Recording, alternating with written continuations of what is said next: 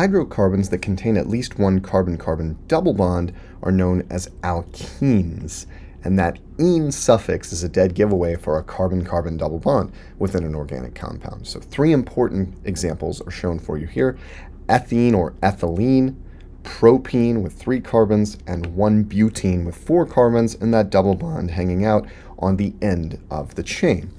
Alkenes have the expected differences in hybridization, bonding, and geometry from alkanes. We've got sp2 hybridization, for example, at the carbons in an alkene that are part of the CC double bond, and we've got trigonal planar geometry there, and we've got a pi bond forming kind of the second bond of the double bond in these alkenes. All important things to keep in mind when you're dealing with an alkene, and these tend to be more reactive than the alkanes because those pi electrons in the carbon-carbon double bond are actually relatively willing to be given away. So these molecules can often act as nucleophiles towards strong electrophiles in acids like HCl and HBr. Alkenes can exhibit isomerism just like alkanes, structural or constitutional isomerism, but they're also associated with cis-trans stereoisomerism. Keep in mind that rotation around the CC double bond is restricted. This is because rotation would cause the pi bond to break, something that we've seen previously in discussions of valence bond theory and the nature of pi bonds.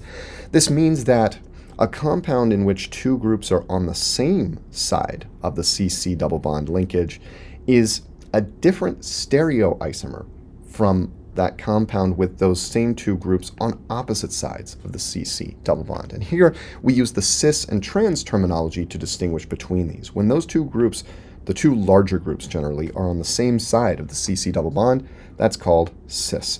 And when those 2 groups are on opposite sides of the double bond, that's what we call trans.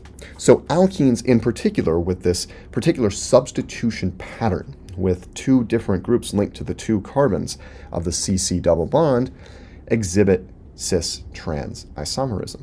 So 1-butene, for example, does not. 1-butene is a structural or constitutional isomer of 2-butene, but there are 2 possible stereoisomeric 2-butenes, cis-2-butene and trans-2-butene. Alkynes contain a carbon-carbon triple bond. The suffix "ine" is a dead giveaway for a hydrocarbon or organic compound more generally containing a carbon-carbon triple bond.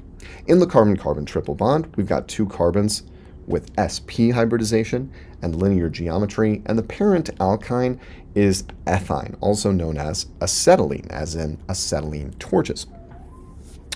Generally, alkynes react similarly to alkenes. Sometimes they're slightly more reactive because the pi bond, again, is a key point of reactivity, and alkynes contain 2 pi bonds, part of their triple bonds, right?